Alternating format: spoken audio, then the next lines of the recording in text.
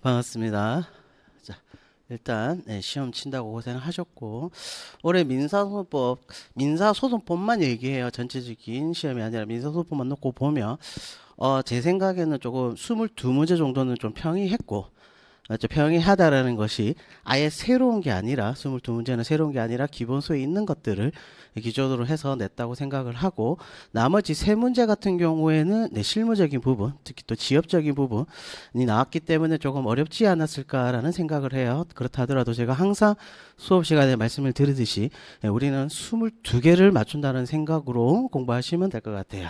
맞네요. 그리고 민사소송법만 놓고 봤으니까 조금 평이하다라는 것이지, 전체적인 그것만 놓고 보면, 맞죠? 전체 시험을 2교시 때 시간 압박 이런 거 보면 조금 어렵지 않았을까라는 생각도 약간은 하기는 해요. 저는 민사소송법 문제만 봤지만은.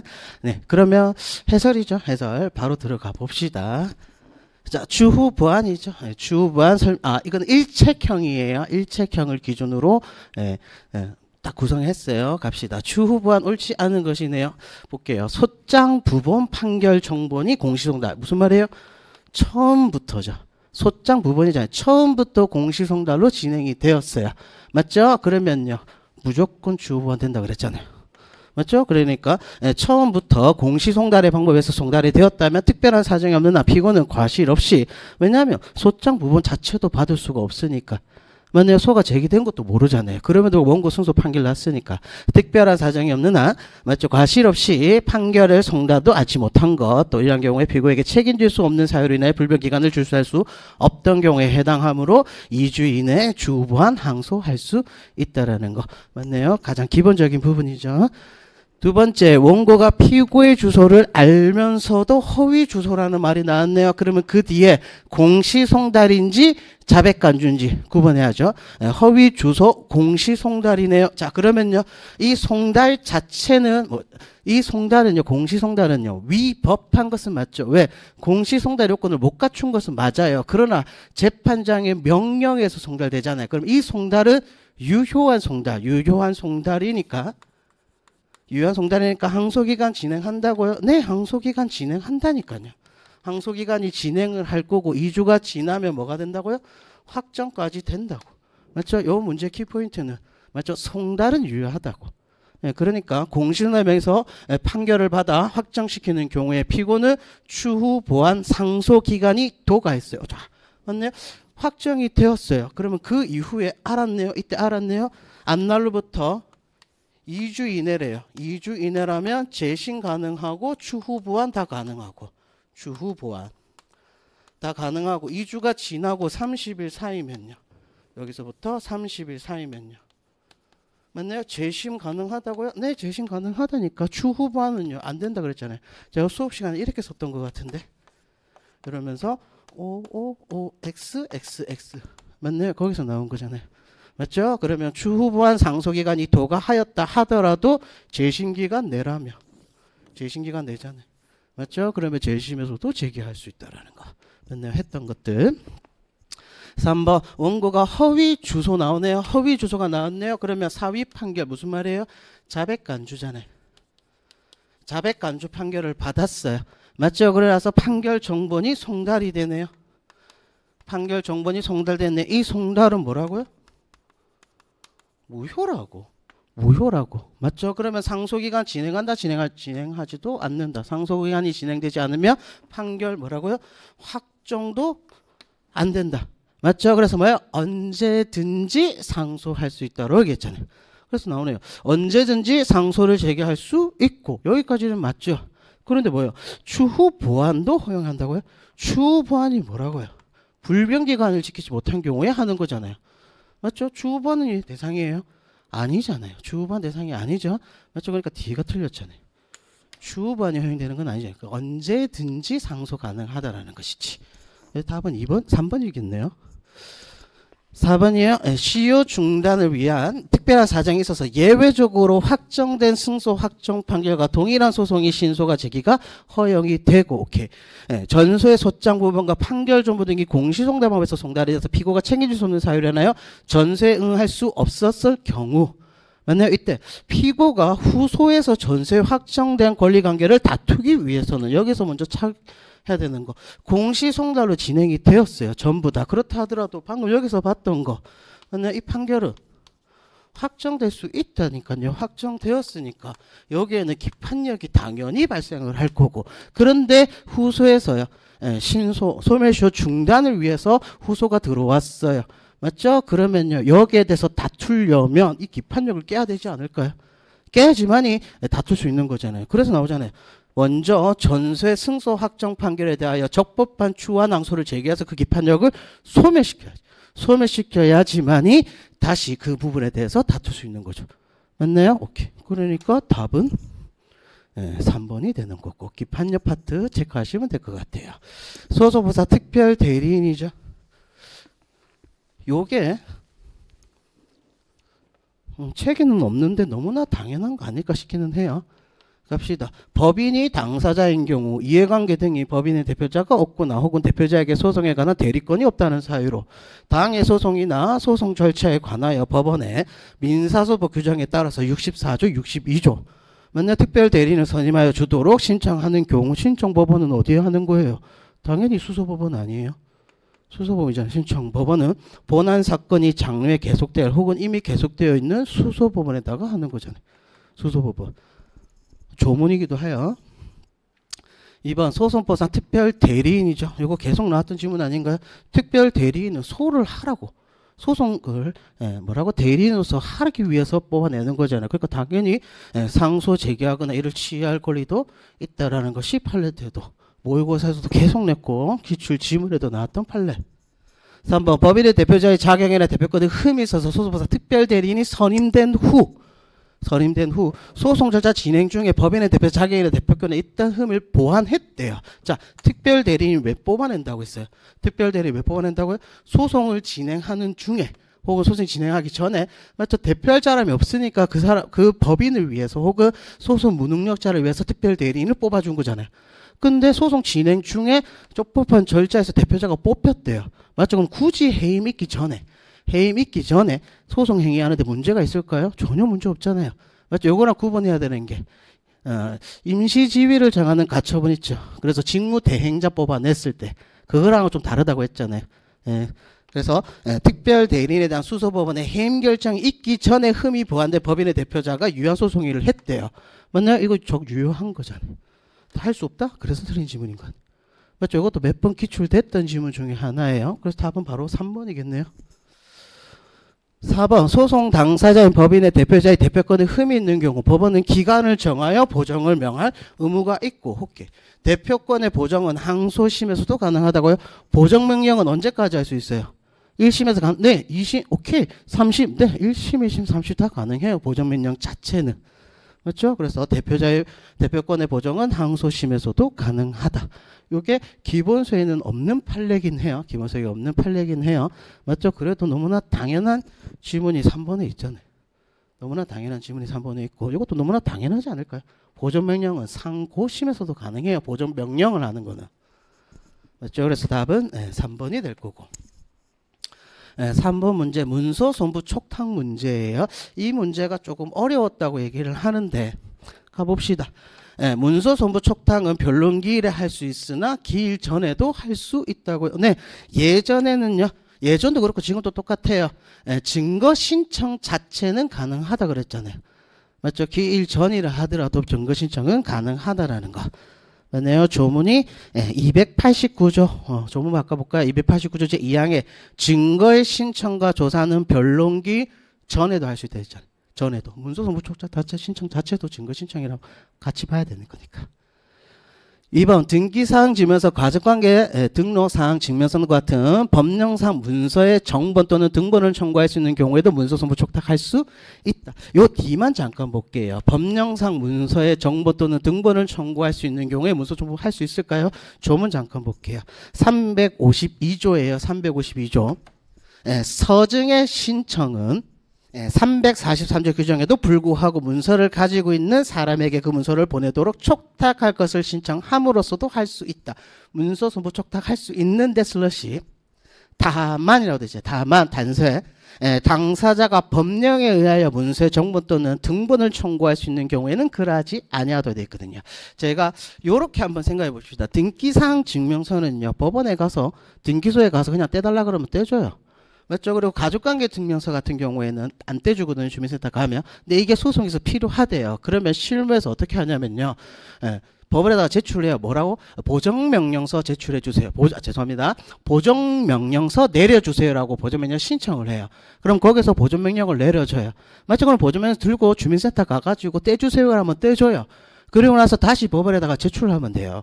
맞죠? 이와 같은 충분히 뗄 수 있는 것들이잖아요. 요거는 문서선부 촉탁의 대상이 되지 않아요. 그래서 문서선부 촉탁의 가장 대표적인 예가 뭐 있냐면 예금거래 내역서 있잖아요.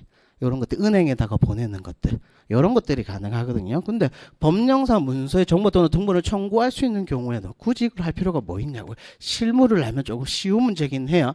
맞죠? 다만 조문 가지고도 풀 수 있죠. 법령에 의해서 문서의 정보 또는 등본을 청구할 수 있는 경우에는 그러하지 아니하다. 문서선부 촉탁할 수 없다라는 의미로 보시면 될 것 같아요. 352조 단서에 의해서 틀린 짐이다 생각하시면 될 것 같아요. 조금 어렵긴 했어요. 3번 문서선부 촉탁 신청이 채택이 되면 재판장은 소지자에게 문서의 송부를 촉탁하는데 촉탁서 원본을 발송해요. 원본을 발송하고 사본은 기록에 편철한다라고. 제가 이번에 문제를 보면서 조금 의외했다고, 조금 실무적인 부분을 어디서 지문을 냈냐라고 찾아보니까 법원 실무제요에 나와 있더라고요. 해설 잠깐 볼까요? 해설 보면 위에 있는 거 있죠. 문서의 송부 촉탁 신청이 채택이 되면 재판장은 소지자에게 문서의 송부를 촉탁하는데 촉탁서의 원본을 발송하고 사본은 기록에 편철한다 슬러시. 법원은 필요한 범위 내에서 개인정보보호법 23조 24조 2 민감정보 고유 식별정보 주민등록번호 및 그 밖에 개인정보 포함된 자료의 송부를 요구할 수도 있다고 해서 민사규칙 76조에 2가 나왔거든요. 단서 잠깐 볼까요? 각주 잠깐 볼까요?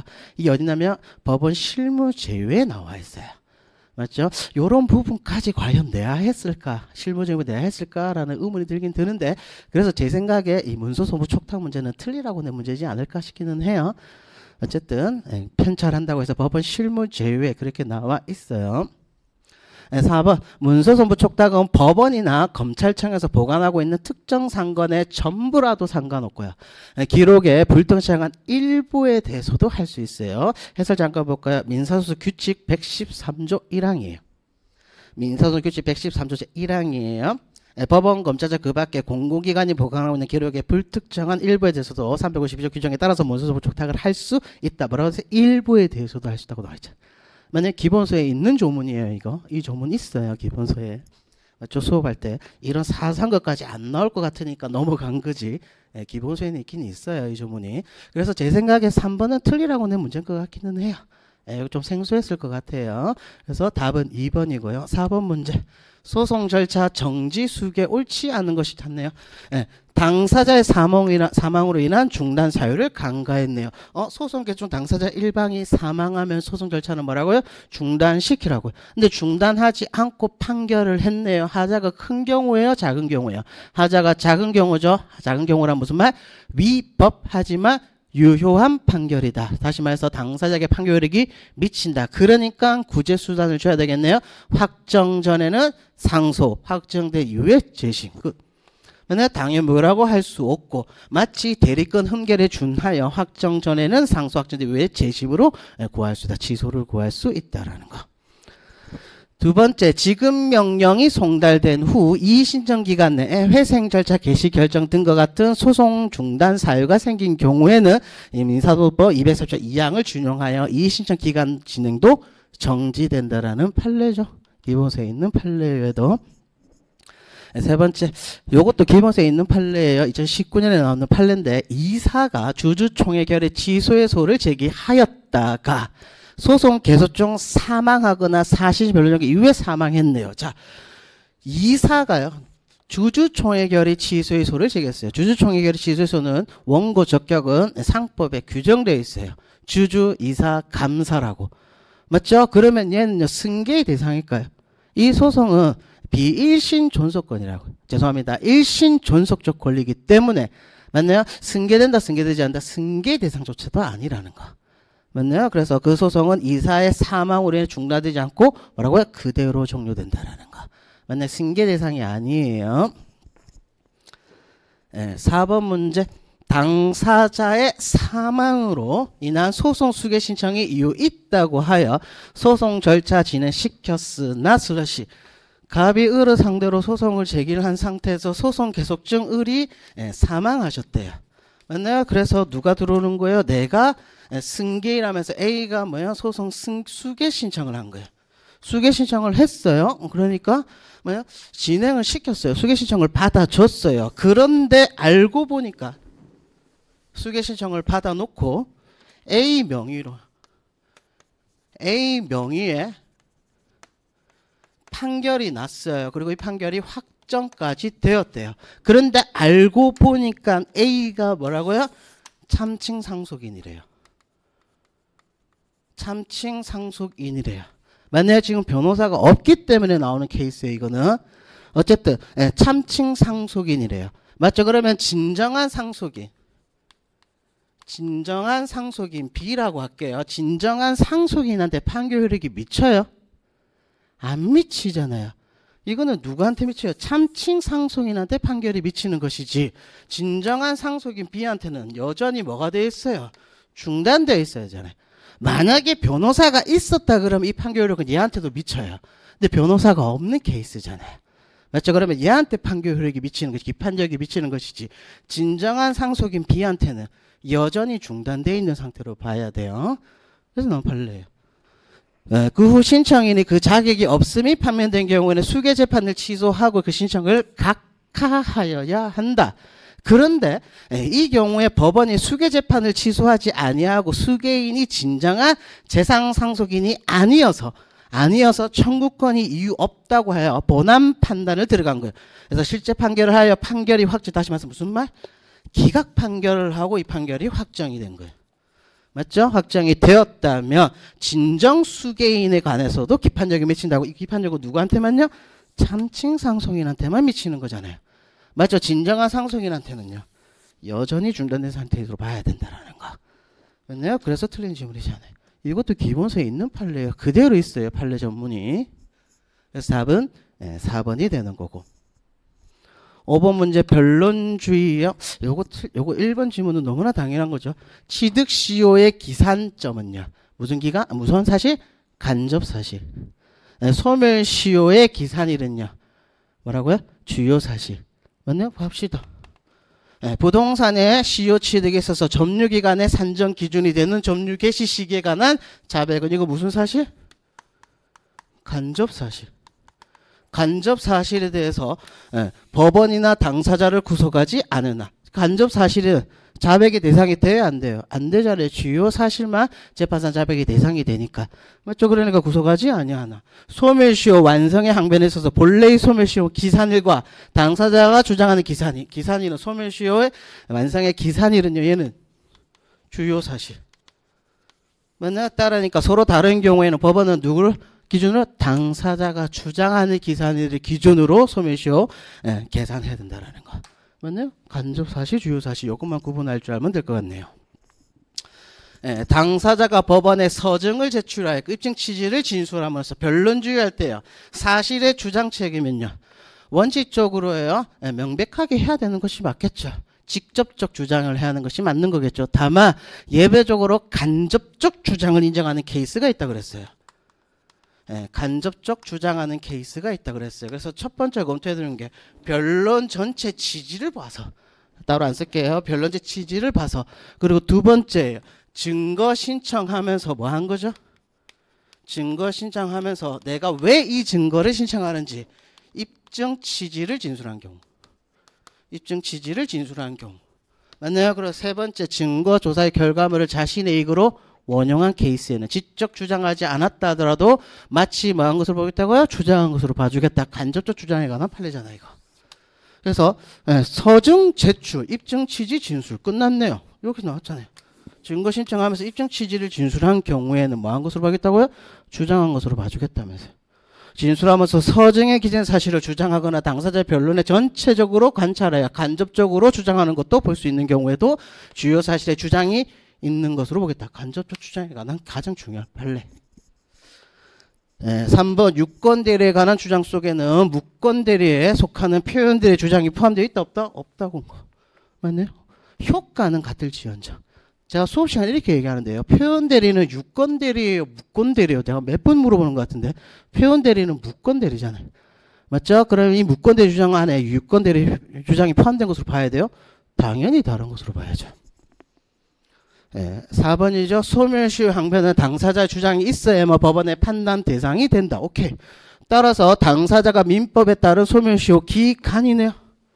아까 전에 했던 거 다시 볼까요? 소멸시효의 기산점은요. 주요 사실, 점유취득시효의 기산점 혹은 점유의 권한은 간접사실. 맞나요? 소멸시효의 기간은 뭐라고 그랬어요? 제가 수업 시간에 직권조사상이라고 했잖아요. 맞죠? 그러면 당사자가 상법에 관한 소멸시효 기간을 주장하지 않았다 하더라도 법원이 이거 판단할 수 있나요? 네, 판단할 수 있다는 거죠. 조정할 수 없다. 그래서 틀린 질문이잖아요. 소멸시효의 기간은 직권조사상이라고 그랬어요, 제가. 따라서 당사자가 민법에 따른 소멸시효 기간을 주장한 경우 법원은 직권으로 상법에 따른 소멸시효 기간을 적용할 수 있다라는 것이 판례태도. 맞네요. 그래서 답이 4번이겠네요. 4번이겠네요. 오케이. 재판상 화해 당사자는 소송 당사자가 아닌 제3자도 될 수 있고 혹은 또 재판상 화를 위하여 필요한 경우에는 소송물이 아닌 권리 내지 법률관계를 첨가할 수도 있다. 서로 한 발씩 물어나는 것들이니까. 2번 재심의소에서 재심 대상 판결을 취소한다라는 거. 판결이죠. 판결을 확정된 판결을 취소한다. 이거 당사자가 처분할 수 있는 권리예요, 없어요? 처분할 수 있는 권리예요, 아니에요? 처분할 수 없는 거잖아요. 근데 지들끼리 맞죠? 재심 대상 판결을 취소한다라는 화해가 성립됐대요. 뭐라고요? 당연무효라고 그랬잖아요. 당연무효. 맞죠? 화해 조항은 당연무효이다. 3번 소송행위에 조건을 붙일 수 없으므로. 여기까지는 맞는 거예요. 소송행위는 조건과 기한을 붙일 수 없다 그랬어요. 다만 내적 조건은 걸 수 있다 그랬어요. 어쨌든 재판상 화해에 있어서 제3자의 이의가 있을 때 화해 효력을 실효시키는 약정. 이거 뭐라고 했어요? 실효조건부 화해라고 그랬잖아요. 실효조건부 화해. 이거 허용되잖아요. 허용되지 않는다 했으니까 3번도 틀린 질문. 4번 화해의 내용이 강행법규에 위반될다 할지라도. 이거 5월달 모의고사가 6월달 모의고사도 나왔던 건데, 그리고 제가 종종 내는 판례라 그랬잖아요. 만약 화해의 내용이 강행법규를 위반했다 하더라도 화해가 무효라고 주장할 수 있다 없다? 없다. 왜? 화해 조서가 작성이 된 거잖아요. 그럼 거기에 기판력까지 발생해야 되니까. 만약 무효라고 주장하는 거 할 수 있다 없다? 없다라는 거. 무효로 만들고 싶으면 뭐라고요? 준재심으로 깨야지. 깨지 않는 이상 주장할 수 없다라는 거.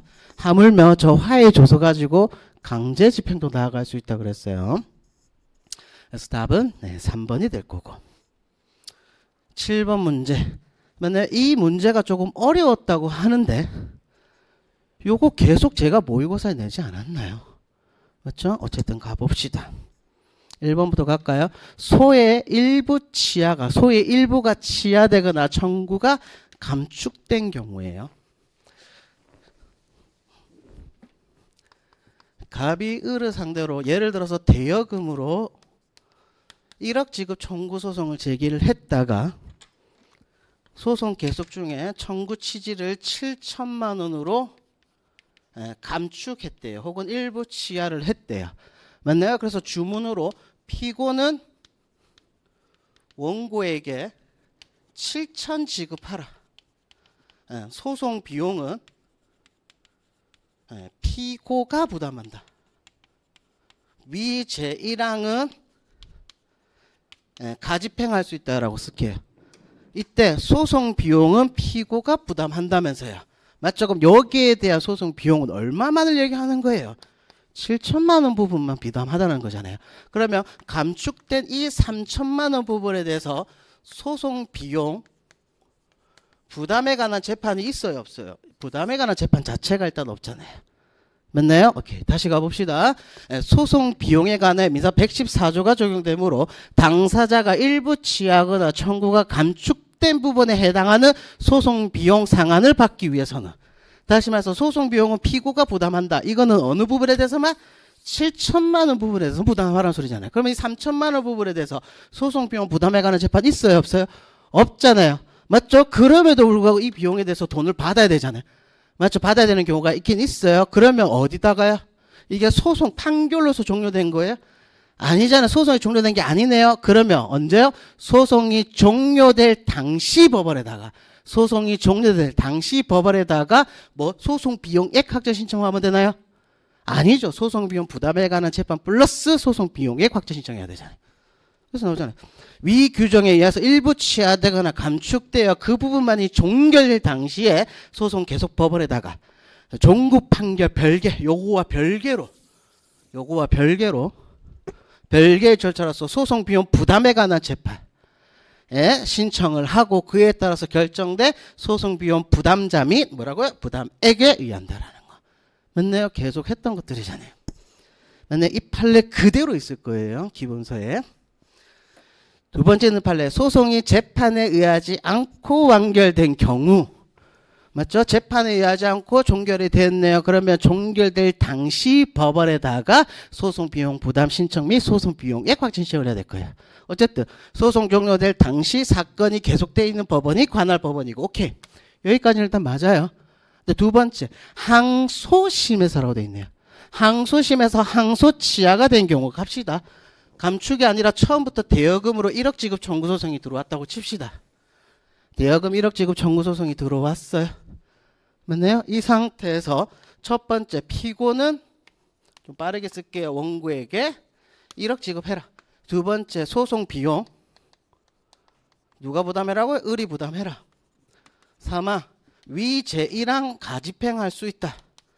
이렇게 넘어왔어요. 이 상태에서 누가 억울해요?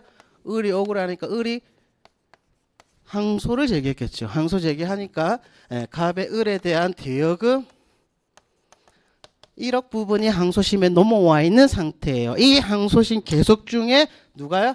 을이 항소를 취하했네요. 항소 취하하며 항소기간 만료 시에 소급해서 제1심 판결 뭐라고요? 확정됐네요. 맞죠? 그럼 1심에 했던 소송 비용 부담해고는 재판은 남아있네요. 맞죠? 그럼 1심에 들어갔던 소송 비용액은 어디다가요? 1심 법원에다가 하잖아요. 1심 법원에다가 소송 비용액 확정 신청만 하면 돼요. 맞죠? 그런데 항소심에서도 돈이 들어갔잖아요. 맞죠? 그럼 여기에 대해서는요. 소송이 종료될 당시의 법원 어디다가요? 항소심 법원에다가 항소심에 들어갔던 소송 비용 부담에 관한 재판 플러스 소송 비용액. 맞죠? 소송 비용액. 얘는 어디다가요? 소송 종료될 당시 항소로 취하됐잖아요. 항소가 취하됐잖아요. 그럼 얘는 어디다가요? 항소심에다 해야죠. 요거와 구분해야 되는 게 있다 그랬죠. 항소심에서 소가 취하됐다면요. 예를 들어서 항소심에서 소가 취하됐대요. 맞나요? 그러면요. 1심의 소송 비용에 들어갔던 이 재판도 부담에 관한 재판도 다 없어지는 거잖아요.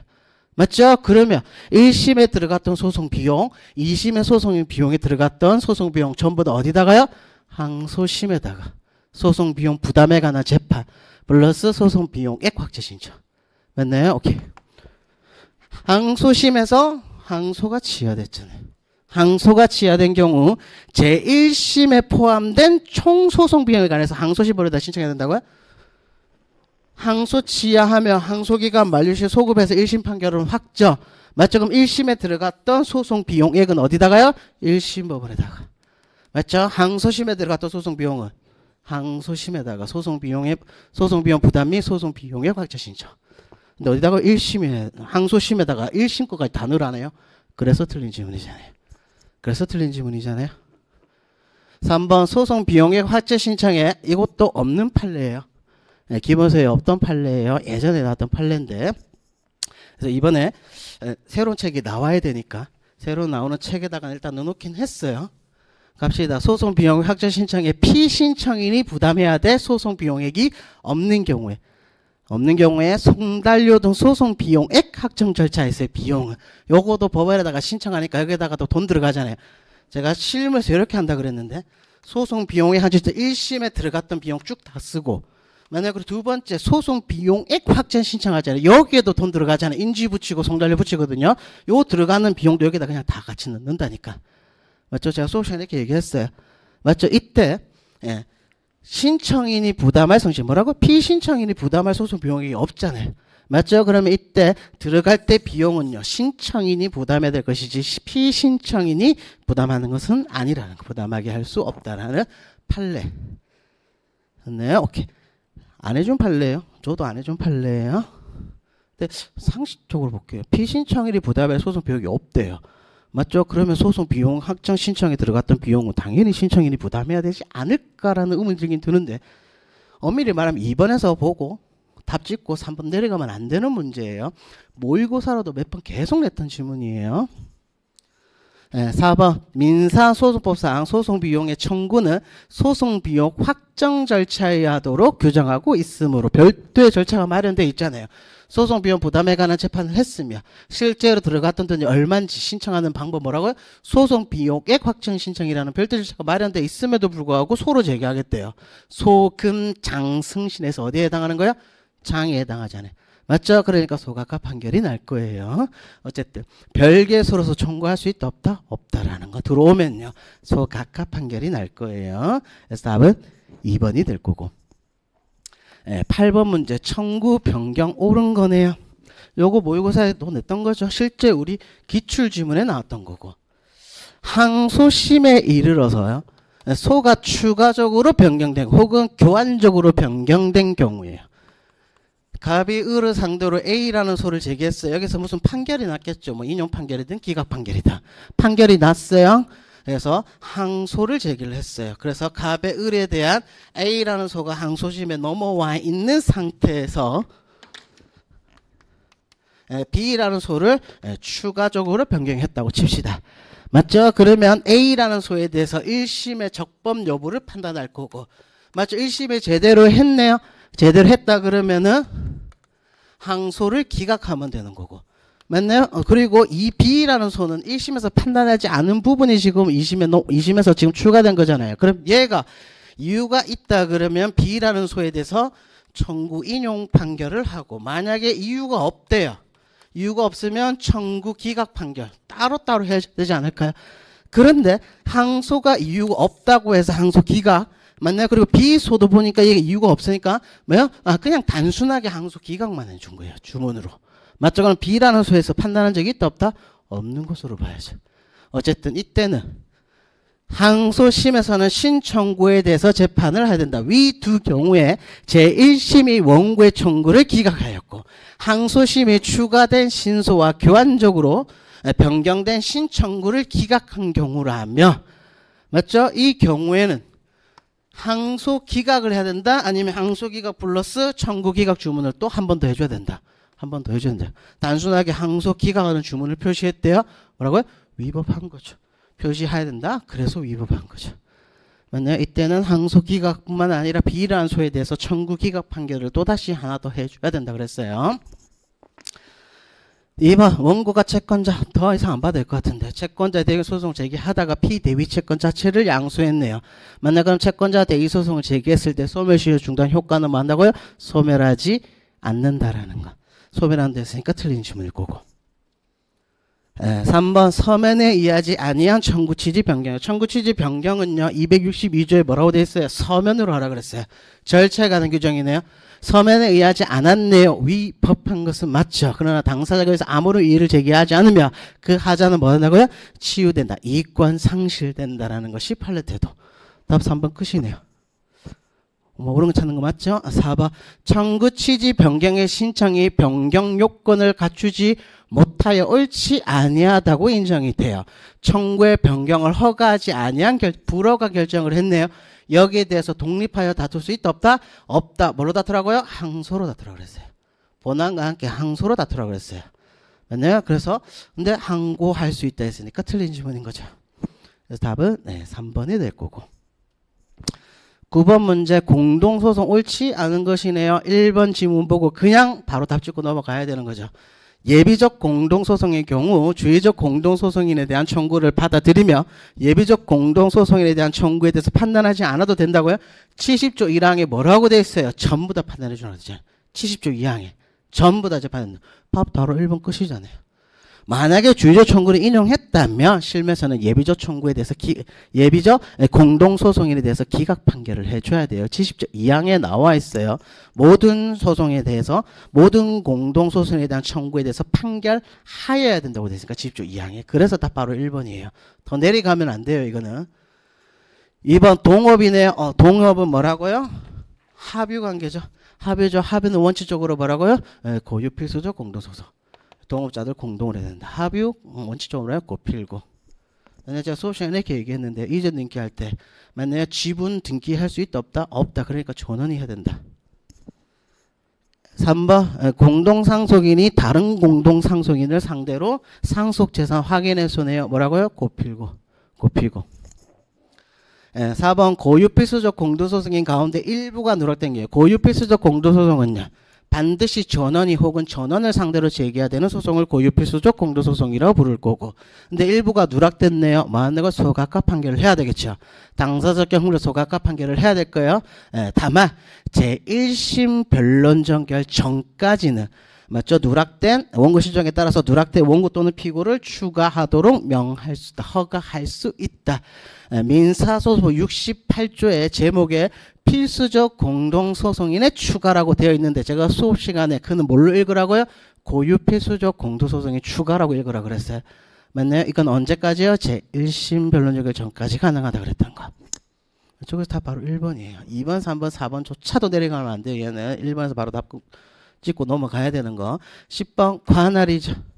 불법 행위한 소에서 그 행위지 법원에 제기할 수 있고 18조 주문 그대로 부동산에 관한 소를 제기한 경우에는 부동산이 있는 곳에 법원에 제기할 수 있다라는 거. 맞나요? 20조인가요? 21조인가요? 20조 맞네요. 20조. 조문 그대로네요. 2번 사회행위 취소의 소에서 의무 이행지는 취소의 대상인 법률행위 의무 이행지가 아니라 취소로 인하여 형성되는 이라고 제가 계속 반복했던 것 같은데 취소로 인하여 형성되는 의무 이행지를 따르기 때문에 이전 등기를 말소하러 원상회복 방법으로서 말소등기 소송이 들어왔대요. 사행위 취소 및 원상회복으로서 소위 등을 말소하라. 맞나요? 그러면 등기에 한 거네요. 맞죠? 몇 조가 들어와야 돼요? 의무 이행지는 21조가 들어와야죠. 맞죠? 그래서 등기 소소재지가 돼야 되죠. 그래서 등기관소 소재지가 아니라 그래서 틀린 거죠. 만약에 소시가 이렇게 얘기했는데요. 원상회복이 아니라 가액배상이라면요. 가액배상이라면 채권자 주소지는 될 수 있을 거예요. 맞죠? 그러나 얘는요. 말소등기 원상회복 방법으로서 말소등기 청구소송 들어왔잖아요. 이건 등기 관한 판결이니까 21조가 적용되기 때문에 등기소 소재지가 되는 거예요. 다 바로 2번이겠네요. 3번 피고가 제1심 법원의 관할 위반이라 항변을 하지 아니하고 본안에 관해 변론하거나 변론지비를 진술하면 그 법원의 관할권을 가진다. 변론관할 30조. 맞나요? 오케이. 법원의 관할은 소를 제기한 때를 표준으로 정한다. 33조 조문 그대로. 그래서 다 바로 2번. 11번 판결의 경정 옳은 것 찾는 거네요. 옳은 것 찾네요. 판결은 왜 경정해 준다 그랬어요? 뭐 하기 위해서요? 집행을 용이하게 하기 위해서 판결 경정을 해준다 그랬어요. 맞죠? 그러면 소제기 법원의 당사자의 잘못이든 법원의 잘못이든 신경 쓰지 않겠다. 맞죠? 그리고 소송 중에 제출된 자료만 가지고 판단하겠다. 아니면 그 뒤에 제출된 자료를 가지고도 판단할 수 있다. 그 뒤에 제출된 자료를 가지고도 판단할 수 있다. 경정 결정에 있어서는 경정이 대상인 판결 이후에 제출되어진 자료를 참작하여 그 오류를 명백한지 여부를 판단할 수 있다고 되어 있어요. 얻는다고 했으니까 틀린 지문. 2번 채권 가압류. 이거 제가 수업 시간에 원칙이고 원칙적으로는 판결의 경정은 소표가 있기 때문에 원칙적으로 소표가 있기 때문에 소급대 당시 기준 판단하지만은 예외적으로 했던 판례예요. 기본세 그대로 있는 판례예요. 이거 갑시다. 채권 가압류 결정의 경정 결정이 제3채무자의 원칙적으로 경정 결정이 왔다 하더라도 소급표가 있기 때문에 그 전에 채권 가압류 결정했을 기준으로 판단하는 것이 맞아요. 다만 예외적으로 제3채무자 입장에서 봤을 때요. 제3채무자에서 봤을 때 객관적으로 당초 결정의 동의성의 시조 변경을 가하는 것이라고 인정이 된다면 이 제3채무자도 뭐 해줘야 된단 말이에요. 맞죠? 이때는 언제를 예외적으로 가압류 결정 정벌이 제3쪽에 송달되도록 소급하에 경전된 내용의 채권 가압류 결정 효력이 발생한다고요? 아니라고. 언제? 경정 결정의 기준으로 봐죠. 얘가 예외로 봐야 돼. 원칙적으로는 소급표기 때문에 가압류 결정 정본이 제3채무 송달되는 기준으로 보는 것이 맞지만은 맞죠? 다만 제3채무자에서 봤을 때 객관적으로 당초 결정의 동의성의 시적 변경을 가하는 것이라며 뭐라고요? 경정 결정의 정본이 송달되도록 기준으로 가압류 효력 발생한다는 거. 맞죠? 얘가 예외예요. 그런데 처음부터 했으니까 그래서 틀린 지문이에요. 맞나요? 오케이. 3번 판결이 경정이 되면 당초의 원판결과 일체가 되어 처음부터 경전의 내용의 판결과 같은 효력이 있으므로 소급표가 있으므로 불이익 변경 금지 원칙은 경정된 판결을 기준으로 판단한다. 근데 제가 수업 시간에 뭐라고 됐어요? 맞죠? 소급표이기 때문에. 그러나 항소기간은 언제부터요? 상소기간은 처음 판결 정본 이때를 기준으로 기간 기산한다 그랬어요. 그러나 불이익 변경 금지 원칙은 맞죠? 내용 먼저 경정된 때를 기준으로 판단한다 그랬잖아요. 그래서 다 바로 3번이잖아요. 원칙은 경정된 판결을 기준으로 판단한다. 그렇다 하더라도 상소 기간은요. 처음에 판결 정보 왔을 때를 기준으로 판단한다 그랬어요. 답 3번이겠네요. 4번 경전 신청을 기각하는 결정, 판결 경정 기각하는 결정에 대해서 말하고요. 특별한 거라고 했어요. 즉시항고 했어요. 그래서 틀린 주변이잖아요. 특별항고라고 했어요.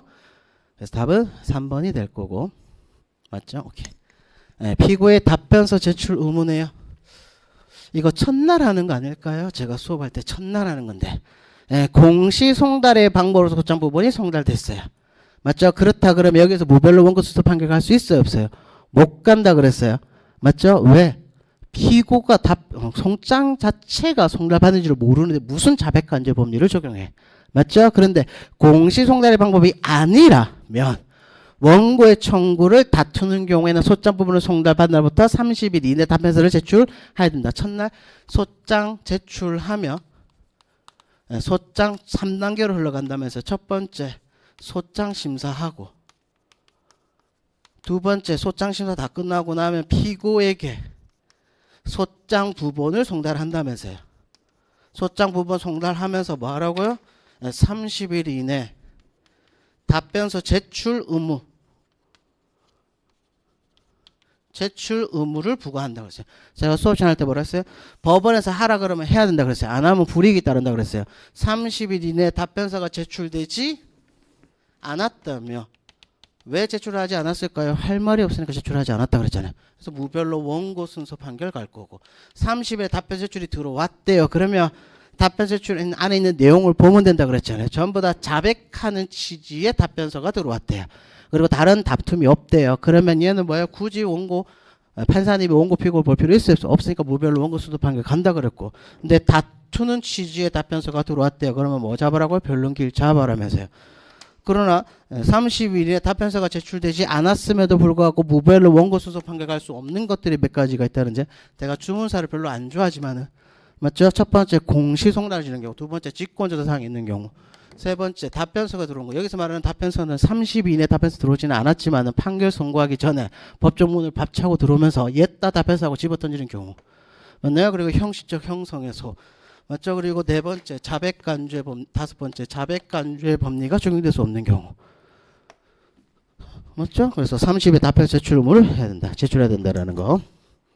두 번째 무변론 판결이 선고되기 전까지 원고의 청구를 다투는 시에 답변서 제출 경우 무변론 판결할 수 없다.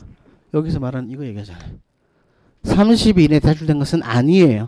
근데 판결 선고하기 전에 법정문을 박차고 들으면서 옛다 답변서 한번 집어던지는 케이스. 그거 생각하라 그랬잖아요. 세 번째, 피고가 청구의 원인된 사실을 모두 자백하는 취지 답변서가 제출하고 따로 항변하지 아니한 때. 나오네요. 자백하는 취지 답변서가 들어오고 따로 다툼이 없네요. 뭘로 간다고요? 무변론 원고 순서 판결 간다고 그랬잖아요. 근데 무변론 판결할 수 없다고요? 그래서 3번이 틀린 질문이잖아요. 4번, 직권으로 조사할 상황에도 무변론 판결할 수 없다. 여기 있네요. 직권사에게 무변론 원고 판결할 수 없다고 했잖아요. 그래서 답은 3번이 될 거고. 13번 문제 관할 옳지 않은 것이네요. 본소가 단독 사건인 경우에 피고가 반소로서 합의 사건에 속하는 청구를 한 때는 맞죠? 반소만 합의부로 보낸다고요? 본소와 반소 둘 다 합의부로 이송한다라는 거. 둘 다 이송해야 돼요. 본소, 반소, 합의부 전부 다 이송해야. 맞네? 269조 2항이죠. 269조 2항일 거고. 2번 문제 이게 일단 3번 4번부터 갈게요. 이거를 왜 냈는지 모르겠지만은 3번 4번부터 갈까요? 전속관할로 정해진 소에 관해서는 관련 재판적인 규정을 적용할 수 없다. 31조에서 25조를 준용하지 않죠. 맞나요? 그래서 맞죠? 관련 재판적 규정 적용할 수 없다라는 거. 31조 떠오르시면 될 것 같아요. 4번 관할 위반을 이유한 당사자의 이전 신청을 기각하는 결정에 대해서는 관할 위반이네요. 34조 1항이네요. 34조 1항에 제가 수업 시간에 이렇게 얘기하는데요. 법원은이라고 되어 있잖아요. 맞죠? 이게 당사자라는 말이 있어요, 없어요? 없다 그래서 찾아오면 제가 100억 준다 그랬는데 34조 1항 관할 위반의 경우에 당사자의 이송 신청권 있다 없다? 없다. 그럼에도 불구하고 이송 신청이 들어왔네요. 법원은 재판할 필요 있다 없다? 없다. 그럼에도 불구하고 재판을 해줬네요. 맞죠? 그러면서 이송 결정을 했대요. 이송 결정을 하면 거기에 대해서는 즉시 항고 가능하다 그랬어요. 맞나요? 그러나 이송 기각 결정을 했네요. 여기에 대해서 불복 허용한다 소, 안 된다 소. 제가 수업 시간 그대로 한 것 같은데 맞죠? 이때는요 특별 항고도 허용하잖아요. 맞나요? 오케이. 그래서 소고법으로 풀 수밖에 없어요. 맞나요? 시군법원이에요. 시군법원 제가 수업 시간에 안 하거든요. 책에 조문은 제가 각주로 넣어놓긴 해놨어요. 각주로 넣어놓긴 해놨는데 시군법원이 한 판결을 이게 근데 실무를 하면 좀 쉽긴 한데 맞죠? 이건 소고법으로 풀 수밖에 없어요. 진짜 1번, 3번, 4번이 명확하니까 2번이 틀렸다 생각하시면 될 것 같아요. 어쨌든 시군법원이 한 판결을 집행권으로 하는 제3자 이해소예요. 맞나요? 이거 어디서 하는 거예요? 지방법원 있는 집행법원이 하는 거예요. 시군법원에 집행법원 없다 생각하셔도 돼요. 어쨌든 그리고 배당 이해소, 시군법원의 판결에 대한 청구 이해소 전부 다 어디서 한다고 생각하시면 될 것 같아요? 지방법원에 있는 집행법원이 하는 거예요. 시군법원에서는 못해요. 맞나요? 다만 제3자 이의소와 관련해가지고 시군법원이 한 보전처분에 대한 제3자 이의소는 가능은 해요. 우리가 이런 거 일일이 맞추자고 볼 수는 없을 것 같아요. 그래서 이거는 소고법으로 풀 수밖에 없어요. 해설 잠깐 갈게요. 법원조직법 34조예요. 책에 각주로 있긴 있어요. 근데 제가 수업 시간에 한 번도 언급하지 않았어요. 설마 시군법원 관할 문제가 나올까 싶어가지고. 맞죠? 밑에 있는 거. 법원조직법 34조 1항에서 시군법원은 다음 각 호의 사건을 관한다고 되어 있거든요. 첫 번째 소해사건 심판법에 적용되는 민사사건. 두 번째 화해 독촉 조정에 관한 사건. 맞나요? 그리고 3호 20만 이하의 벌금 또는 구류 과료에 처한 범죄 사건. 4호 해가지고 뭐 협의 이혼 있죠? 확인 판결. 맞나요? 그리고 두 번째 2항 잠깐 볼까요? 1항, 2호, 3호의 사건의 불복 신청으로 제1심 법원에 계속하게 된 때는 불복 신청이라고 되어 있어요. 지역하는 지방법원 지원이 가능하다고 되어 있어요. 다만 소해사건시법에 적용받는 경우에는 시군법원에서 관할한다라고. 맞나요? 그리고 3항 있죠? 1항, 3호에 해당하는 범죄사건에서는 즉결심판을 한다. 요것만 할 수 있다는 거예요. 그리고 요거는 얘기하기 좀 애매하긴 한데 민사집행법 22조에서요.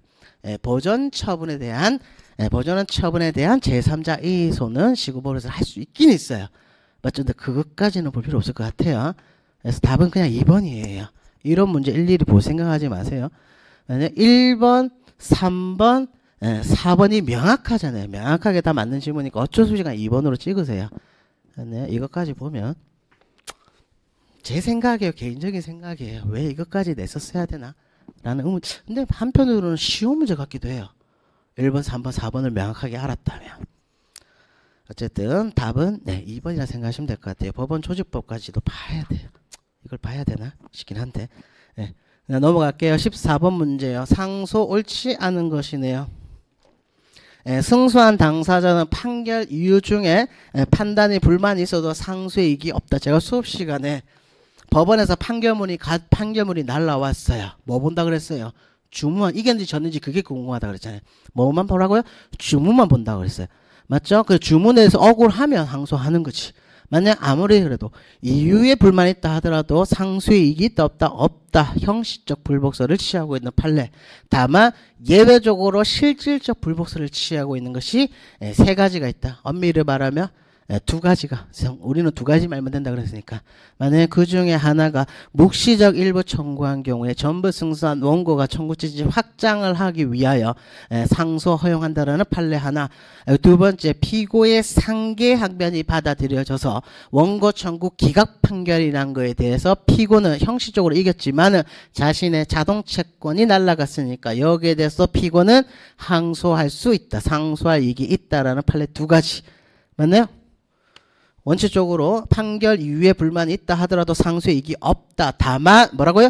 예비적 상계 항변이 이유 있다고 하여 승소한 피고예요. 자, 형식적으로 보면 피고는 이긴 자예요. 그런데 뭐가 날아가서 이긴 거예요? 자신의 자동 채권이 날아가서 이긴 자잖아요. 맞죠? 그러면 그 수동 채권에 대해서 다투어서 원고 청구 기각 판결을 받으며, 맞죠? 결론은 똑같아 하더라도 이 경우에는 자신의 자동 채권이 다시 살아나잖아요. 맞죠? 이 경우에는 예외적으로 상수의 이익이 있다는 판례. 맞네요. 실질적 불복서를 취하고 있는 첫 번째 판례. 두 번째, 결정이나 명령은요, 언제 성립한다고요? 제가 수업 시간에 이 액션 취하는데 법원 사무관님한테 토스했을 때, 수업 시간에 이러는데 이때 성립된 것으로 봐야 되는 거죠. 맞죠? 그리고 나서 결정이나 명령이 당사자에게 송달되기 전이라 하더라도 항고할 수 있다고요? 네, 항고할 수 있다고요. 항고할 수 있다라는 거. 3번, 항소를 한 뒤에 소송 기록이 제1심 법원에 있는 동안에 제1심 법원에 항소권 포기서가 제출됐대요. 맞나요? 그럼 바로 항소권 포기 효과가 발생한다라는 거. 제1심 법원에 항소권 포기서를 제출하는 즉시 항소권 포기 효력이 발생한다. 제가 수업 시간에 이렇게 얘기했는데요. 그럼에도 불구하고 아직까지 항소 기간이 남아있다고 해가지고 항소장이 들어왔대요. 원심 법원은 어떤 조치를 취한다고요? 항소장각하 명령할 수 있다고 그랬잖아요. 수업 시간에 거기까지도 얘기한 것 같은데.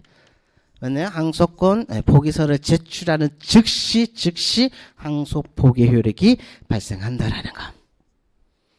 맞나요? 4번.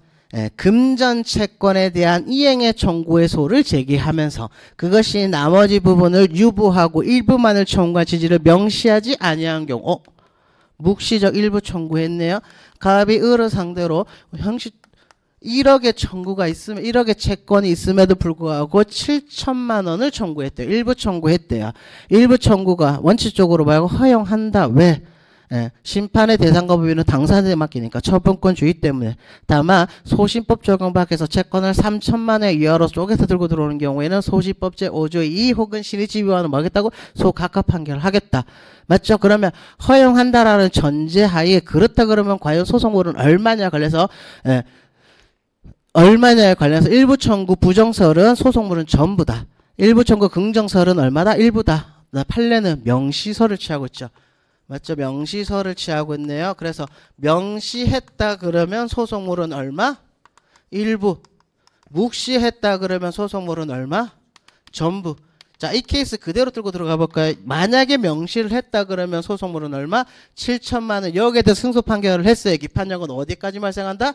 7천만 원. 나머지 잔부에 발생한다? 발생하지 않는다. 그런데 묵시를 했대요. 그러면 소송물은 얼마? 전부. 1억 전부가 소송물이 되는 거고. 맞죠? 그럼에도 불구하고 7천만 원 지급하라는 판결이 났어요. 이 기판력은 나머지 잔부 3천만 원에도 기판력이 미치나요? 네, 미친다니까. 기판력도 1억 전부에 미친다 그랬잖아요. 그러면 7천만 원을 지급하라는 판결이 났어요. 7천만 원 지급하라는 판결이 났음에도 불구하고 기판력은 어디까지? 1억 전부에까지 발생한다면서요. 맞죠? 그러면 나중에 7천만 원 소송 판결이 확정이 되었어요. 나머지 그 이후에 3천만 원 소를 제기하면 여기에도 기판력이 미치니까 후소 부분은 뭐 한다고요? 소각하 판결해야지. 소각하 판결할 수밖에 없는 거예요. 그러면 이거 소로 청구 못하네? 맞죠? 그러니까 예외적으로 청구 취지 확장을 전부 승소했음에도 불구하고 청구 취지 확장하기 위하여 묵시적 일부 청구에만 적용되는 걸 알았어요. 예외적으로 항소의 이익, 상소의 이익을 인정한다는 것이 판례 제도, 실질적 불복서를 취하고 있는 판례. 근데 인정되지 않는다. 그래서 틀린 지문이잖아요. 이거 한 4-5번 나온 지문이에요. 우리 시험에. 4-5번 정도 나왔던 지문이에요. 그래서 틀린 지문은 4번이 될 거고. 예, 소송 종료 선언이에요. 예, 1번 지문 나왔네요. 앙탈이라는 말씀은 이해될까요? 제 수업 시간에 앙탈이라고 그냥 부르는데, 예, 당사자 일방이 화해 조소. 원래 화해 조소를 다투려면 원칙적으로 뭐 가야 된다 그랬어요? 원칙적으로 준재심으로 다퉈야 된다 그랬어요. 원칙적으로 준재심에 서로 가야 되지만은 뭐를 주장하면서 당연무효를 주장하는 경우에는요. 예외적으로 기일 지정 신청을 받아주겠다라는 판례. 근데 주장하며 기일 지정을 한 때는 법원으로서는 그 무효사유 존재 여부를 가리기 위하여 기일을 지정하여 심리한 다음 무효사유가 존재한다고 인정되지 아니한 때는 뭐 한다고요? 소송 종료 선언하겠다. 앙탈 케이스. 두 번째, 소의 치하가 무효라는 것을 주장을 하며 기일 지정 신청하는 경우, 법원은 변론을 반드시 변론을 열어야 한다 그랬어요. 신청 사유 간에 심리를 하여 심리한 결과 신청이 이유 없다고 인정되는 경우에는 뭐라고요? 판결로 쓰라고 되어 있잖아요. 판결, 얘 확인 판결이라고 그랬잖아요. 근데 결정으로 소송 종료 선언해야 된다? 그래서 틀린 지문이잖아요. 결정이 아니라 뭐요? 판결로 해야 돼요. 판결. 그래서 틀린 지문이에요. 이거 아까 전에 앞에 있는 학생이 그런데 11월달 모의고사 12월달 모의고사 그대로 냈다고 그랬어요. 맞나요? 이 친구가 틀렸대요. 근데 그래서 이번에 맞췄대요. 뭐라고요? 판결로서는 규칙 67조 또르시면 될 것 같아요. 3번 똑같죠? 소의 치하가 무효라는 것을 주장하며 기일 신청하는 경우 법원이 변론을 열어 신청 사유에 관하여 심리한 결과 신청의 이유 있다고 인정된 경우에는 맞죠? 이때는 치하 당시의 소송 종결에 따라서 필요한 절차를 계속하여 진행하면 되는 거고 중간 판결이나 종고 판결 위에서 그 이유 설치해 주면 된다고 그랬잖아요. 판단을 표시해야 된다라는 거. 청구의 인락으로 소송이 종료되었어요. 그럼에도 불구하고 소송이 진행된 경우를 법원이 발견했대요. 뭐 한다고요? 소송 종료 선언한다고 그랬잖아요. 그렇죠? 하여야 된다라는. 그래서 답 바로 2번이죠. 2번. 결정이 아니라 판결이라고 했잖아요. 이게 우리 시험에 이렇게 나왔어요. 맞죠? 이때 이거는 확인 판결의 성질이 때문에 소송 종료 선에 대해서도 상소 허용한다고요? 네, 허용한다는 거죠. 그래서 지문 한번 떴잖아요. 그래서 판결로 하는 거라고 그랬어요. 확인 판결의 일종이라고 그랬어요. 결정으로 하는 것이 아니라 그랬던 거. 기간에 관한 설명 중 옳지 않은 것이네요. 네, 기간을 일주, 월 또는 연으로 정한 때는 그 기간은 오전 0시부터 시작하는 한 기간의 초일을 산입하지 않냐. 이 민법 문제죠. 민법 문제죠. 근데 민법 몇 조죠 이게? 잠시만요. 민법 157조네요. 157조. 민사소송법 170조에서 기간의 계산은 민법에 따른다고 했고 민법 157조에서 보면 조문 그대로잖아요. 0시부터 기산할 경우는 초일을 산입하지 아니한다. 2번 문제 화해 공고, 결정 이행 공고, 결정 지급 명령, 조정에 가름하는 결정에 대한 이의 신청은 전부 다 불변기간이라고 했어요. 근데 소치하 간주 기일 있잖아요. 1월 이내. 맞나요? 이거 불변기간에서 불변기간 아니라고 해서 불변기간이 아니랬잖아요. 그래서 뒤에가 틀렸잖아요. 앞까지는 다 맞아요. 화해 공개정에 대한 이신청, 이행 공개정 이신청, 지급에 대한 이신청, 조정에 가름하는 결정 이신청은 전부 다 불변기간이 맞아요. 근데 얘는요. 1월 이내. 맞죠? 기인신 신청 기간은요. 그렇죠? 얘는요. 뭐라고? 불변기간이 아니라고 했어요. 아니라고 했어요. 판례도 있고. 불변이 하나. 그래서 다 바로 2번 끝이잖아요. 3번 문제 제소 전 화해에 있어서의 소재기 신청기간 재건 판결에 대한 불복기간 맞나요? 여기에 대해서도 불변기간이라고 했어요. 이게 지문이 조금 애매하긴 한데 2번에 워낙 명확한 판례가 있으니까 죄송합니다. 2번에 워낙 명확하게 틀린 지문이 있으니까 2번으로 답으로 봐야 되는데 제소 화해한 소재기 신청기간, 재건 판결 불변기간은 전부 다 불변기간이 맞아요. 그런데 중재 판정 취소에서의 출소기가 3월이거든요. 이게 예전에는 불변기가 16조 4항인가 각주 보시면 중재법 10조 4항에서는 불변기간이라고 규정을 해놨어요. 그러다가 99년 12월 31일 날 전문 개정이 되면서 36조죠. 36조 3항에 그냥 3개월 이내 제기해야 된다고 되어 있고 불변기간이라는 규정이 삭제가 된 거예요. 삭제가 된 것은 맞아요. 그래서 이게 과연 불변기간에 해당하냐라는 의문이 있긴 있는데 그 전에 중재법 16조 4항이죠. 99년 이전에 불변기간의 규정이 있었으니까 아마 그냥 불변기간에 해당하지 않을까라는 막연하게 문제를 낸 것 같기는 해요. 조문 변경된 걸 모르고 낸 것 같기도 하긴 해요. 어쨌든 2번에 명확한 답이 있으니까 맞죠? 그래서 2번이 답이 되는 거고 3번은 조금 요거 두 개는 맞아요. 요거는 조문에 확실하게 다 있으니까 요거 뭐 불변기간에 예전에 해당했으니까 그냥 당연히 해당한다라고 보는 것 같기는 한데 어쨌든 그냥 넘어갈게요. 4번 문제 얘기 안 하려다가 그냥 했어요. 그리고 4번 문제 재심 대상 판결 확정 후에 증인의 거짓 진술에 대한 유죄 판결이 확정된 경우 증인의 거짓 진술의 판결에 증거가 될 때 해당함을 사유로 한 재심에서는 유죄 판결이 확정된 날부터 30일 이내 제기해야 되는 거고 이 30일 이내는 무슨 기간? 불변기간. 맞죠? 불변기간은 뭐라고요? 직권주사상이잖아요. 직권주사상. 맞네요? 오케이. 그래서 답은 2번인 거고 2번인 거고 17번 문제 자백 간주 옳지 않은 것이네요. 자, 공시송달에 의하여 기일이 통지되었어요. 공시송달에 기일이 통지된 경우 출석하지 아니한 당사자 그 책임 물을 수 있어요 없어요? 없는 거죠. 따라서 자백 간주의 효과는 발생하지 않는다라는 거 150조 3항 단서 떠오르시면 될 것 같아요. 150조 3항 맞죠? 단서 2번 자백간주의 효과가 발생한 이후에요. 그 이후에 기일통지서가 송달 불능이 되어서 공시송달이 진행되었다 하더라도 기존에 자백간주의 효과가 상실하나요? 상실하지 않는다라는 거. 맞죠? 상실하지 않고 그대로 유지되므로 증거로 판단하여 자백간주 사실과 배치되는 사실인정할 수 있다 없다? 없다라는 거. 맞죠? 그러니까 인정하는 것은 위법하다라는 거. 맞는 질문이죠? 3번 이행불능에 관한 주장. 제가 수업 시간에 뭐라고 되어 있어요? 이행불능에 관한 주장이에요. 이게 이행불능에 해당하는지 아닌지는 법률 효과잖아요. 맞죠? 그럼 얘는요 주요 사실이에요? 아니면 법원이 판단할 사항이에요? 법원이 판단할 사항이었어요.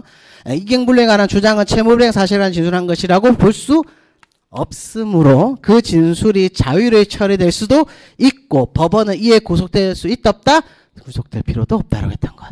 만약에 수업 시간에 이렇게 했는데 만약에 지문에 이행불능에 관한 사실이라는 지문이 나오면 얘는 주요 사실로 봐야 되기 때문에 자백의 대상이 된다 그랬어요. 그러나 이행불능에 관한 주장은요 법률 효과에 관한 거잖아요. 이건 누가 판단해야 되는 거예요? 법원이 판단해야 되는 거죠. 따라서 다시 말해서 자백의 대상이 될 수 있다 없다? 없다. 그래서 틀린 질문이잖아요. 책에도 아예 이렇게 돼 있고 바로 그 밑에 비교 판례라고 적어놨을 거예요. 이행불능에 관한 주장은 채무불이행 사실에 관해 진술한 것으로 볼 수 있다 없다? 없다라는 것이 판례 태도. 그래서 답이 3번이 되겠죠.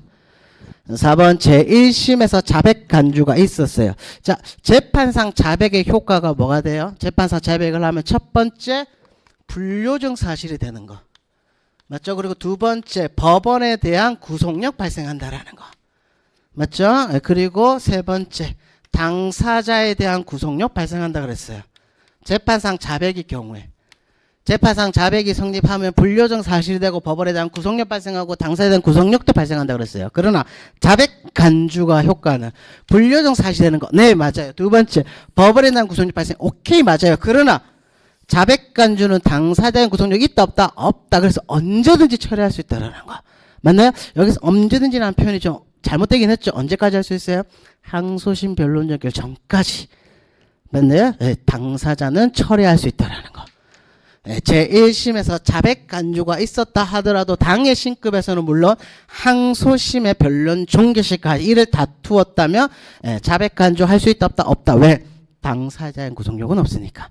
맞나요? 이게 자백 간주와 재판상 자백의 가장 큰 차이라 그랬잖아요. 큰 차이라 그랬잖아요.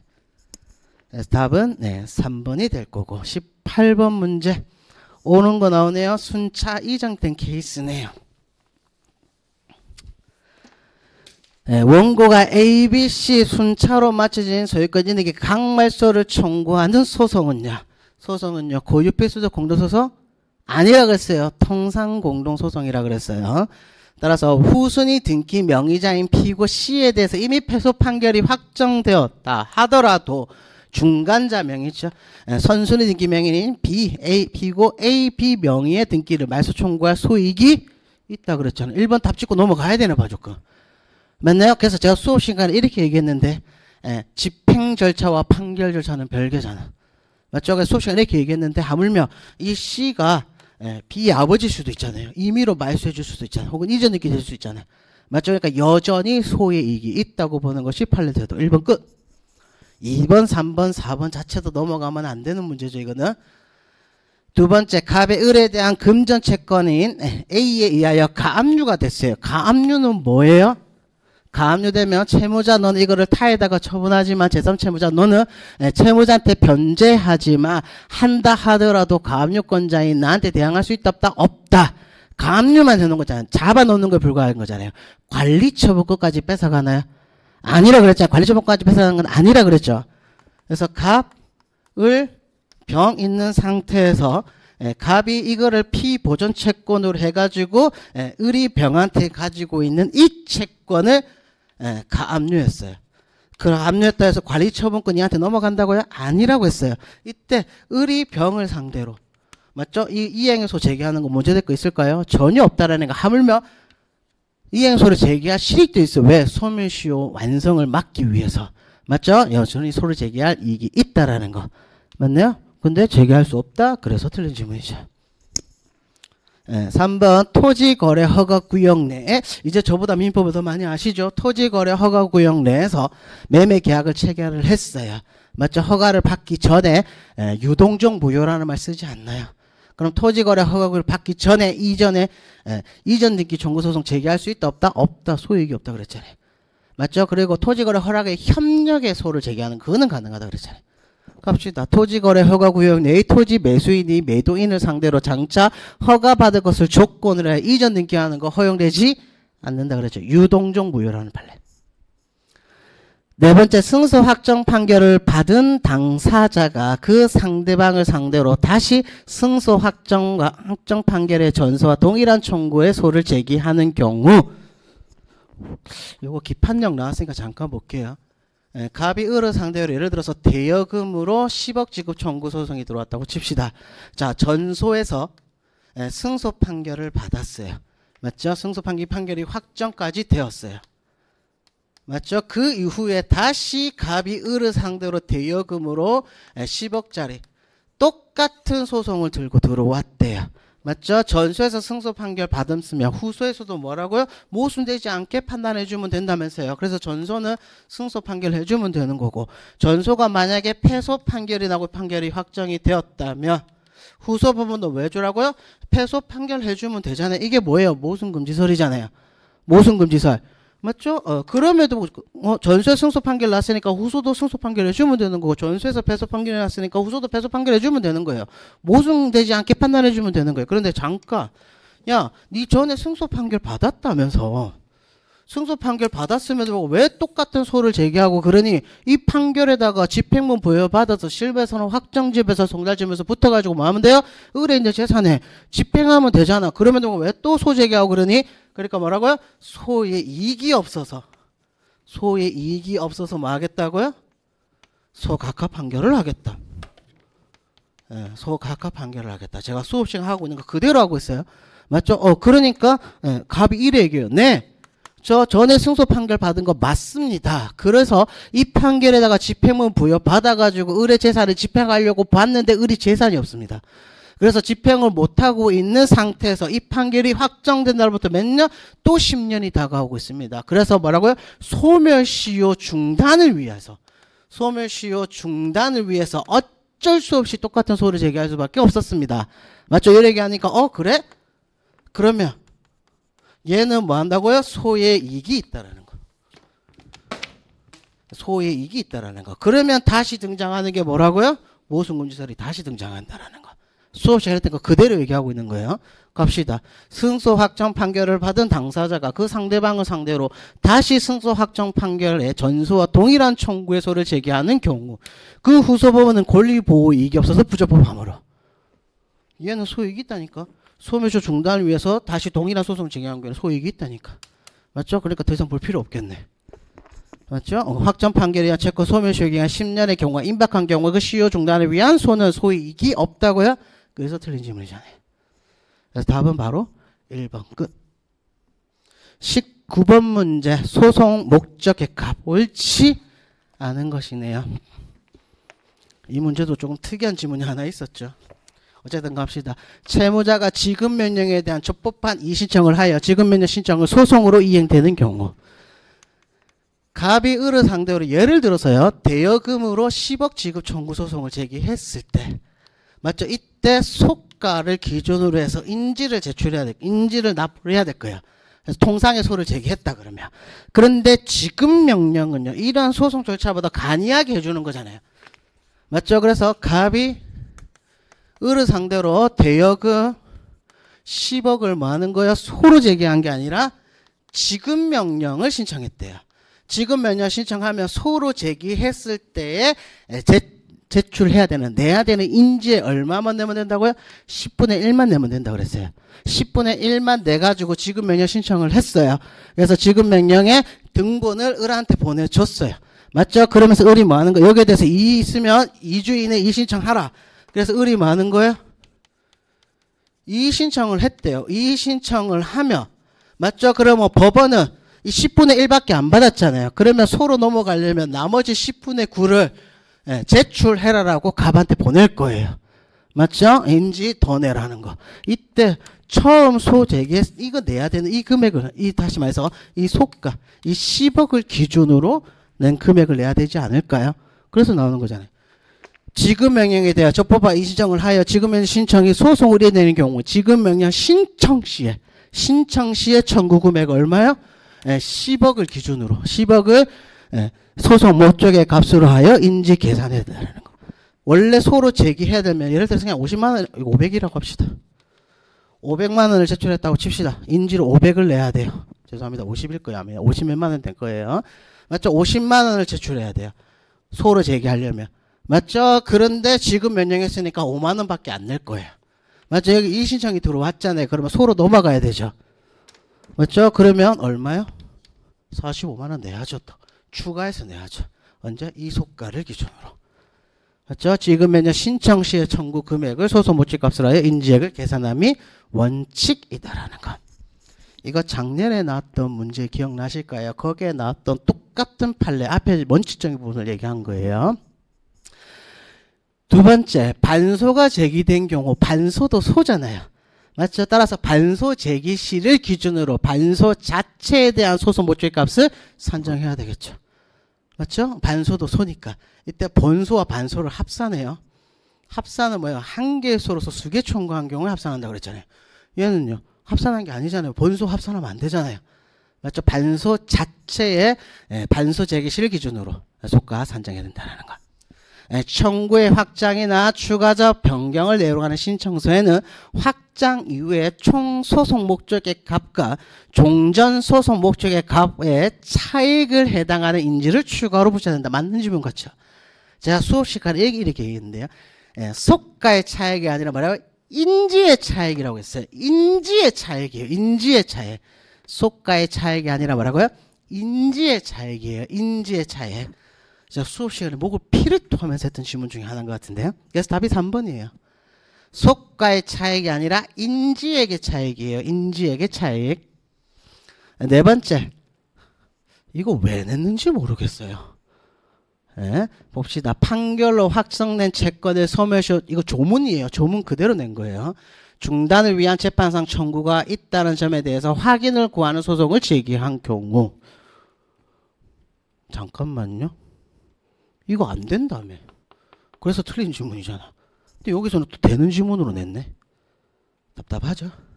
어쨌든 소멸시 중단을 위한 재판상 청구가 있다는 점에 대한 확인을 구하는 소송을 제기한 그 속가는 그 대상인 전소 판결에서 인정된 권리의 가액을 10분의 1로 가액의 10분의 1로 하고 그 권리의 가액이 3억 원을 초과하는 경우에는 이를 3억으로 본다라고 조문이에요. 이게.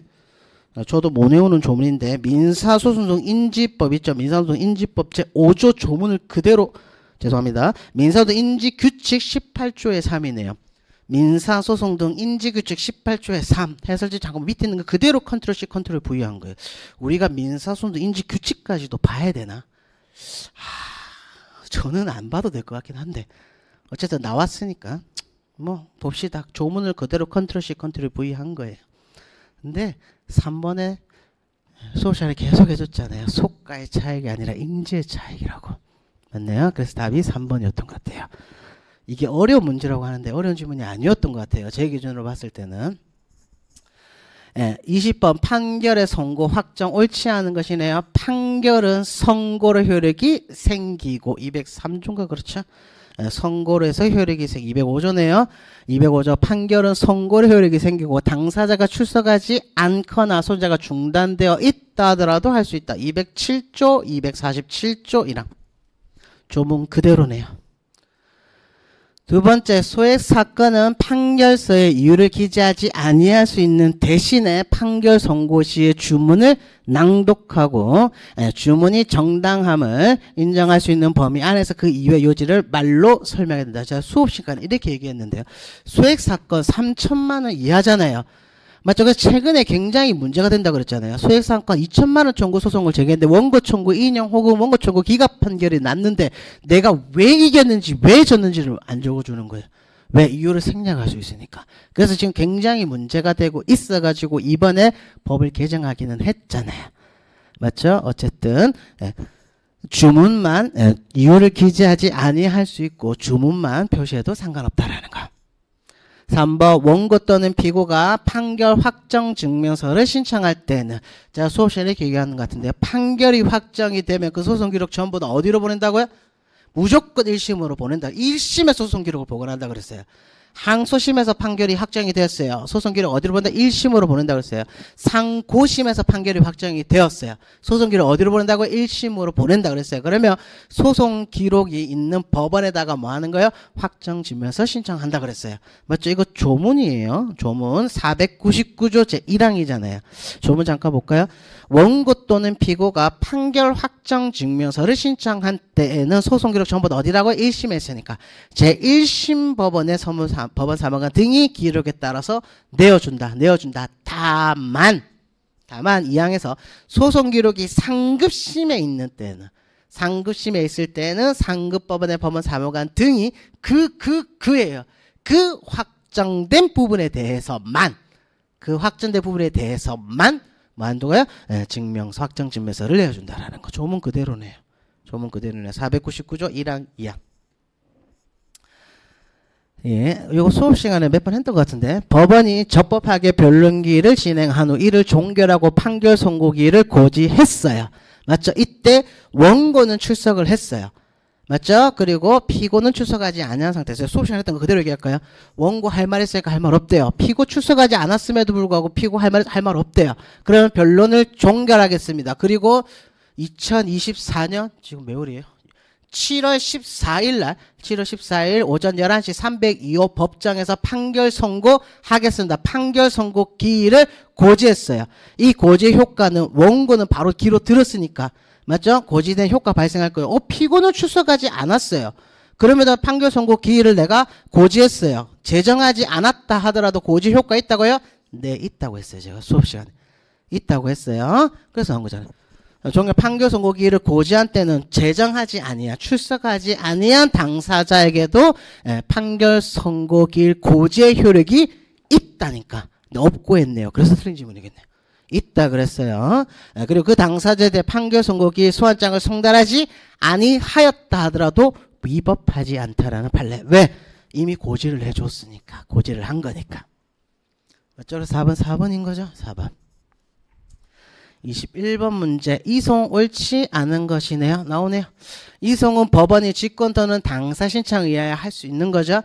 다만 34조 1항 관할 위반을 이유로 하는 경우에는 당사 이송 신청권 없다라는 게 인정되지 않는다라는 거.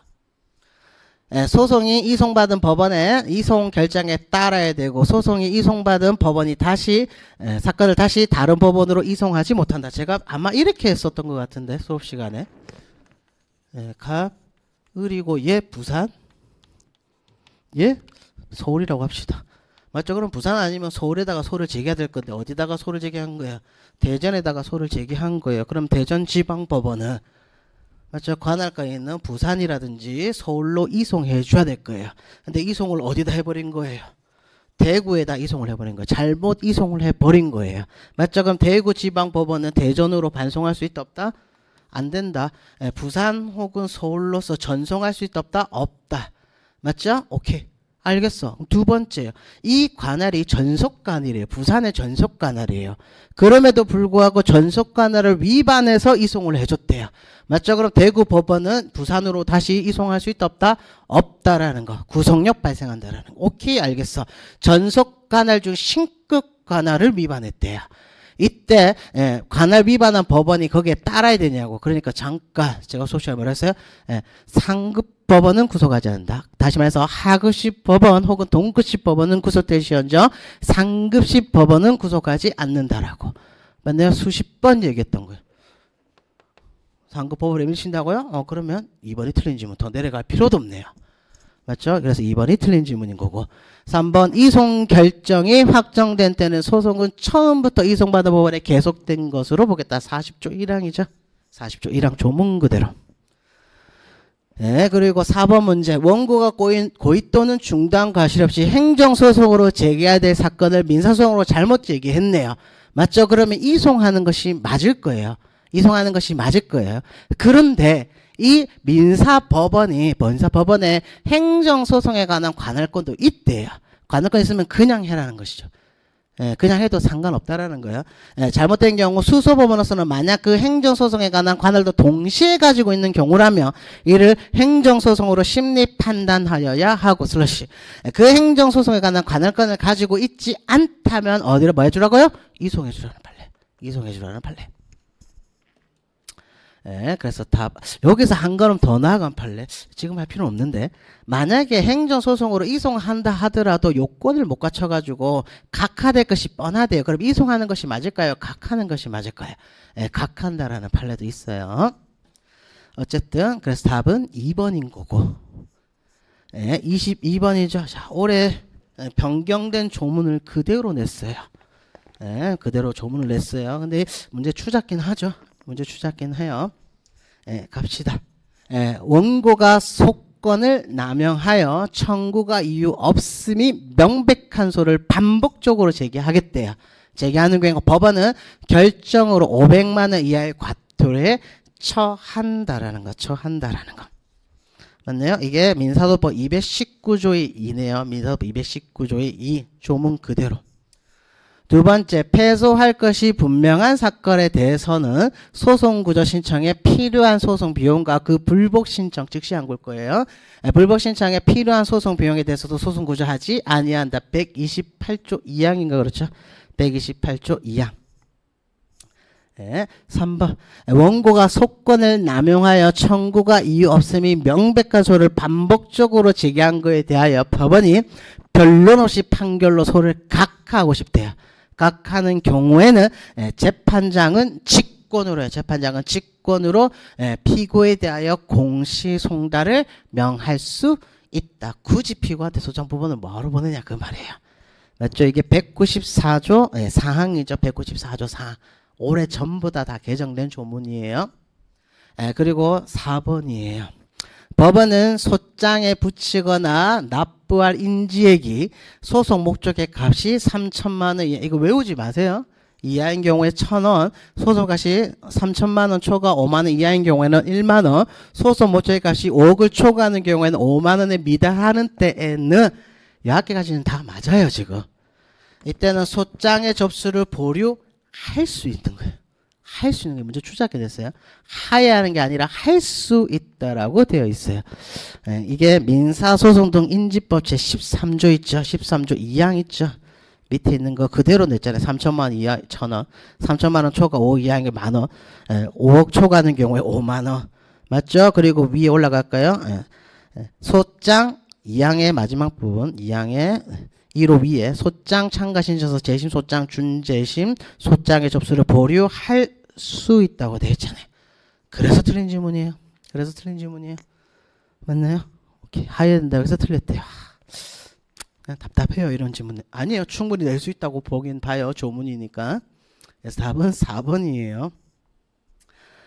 23번 문제요. 갑이 을을 상대로, 저거 말고도 낼 게 많았을 낀데 기판형 문제나 좀 내주지. 기판형 문제가 안 나왔어요 올해. 어쨌든 갑이 을을 상대로 X 부동산에 가나요? 맞네요. 이전에 소위등 청구 소송이 들어왔네요. 청구 소송을 제기했다. 옳은 거 찾네요. 을은 갑의 청구에 대하여 반소 제기했네요.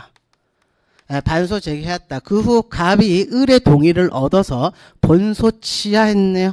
본소 취하했다며, 맞죠? 을은 갑의 동의 없이 반소를 취하할 수 있으나 슬러시 271조죠. 271조잖아요. 이때 갑의 본소가 부적법 각하됐대요. 소가 취하가 아니라 부적법 각하된 경우에는요, 이때는 갑의 동의 받아야 되잖아요. 271조 적용될 수 없다라는 거 18회 준용될 수 없다라는 거 18회 되잖아요.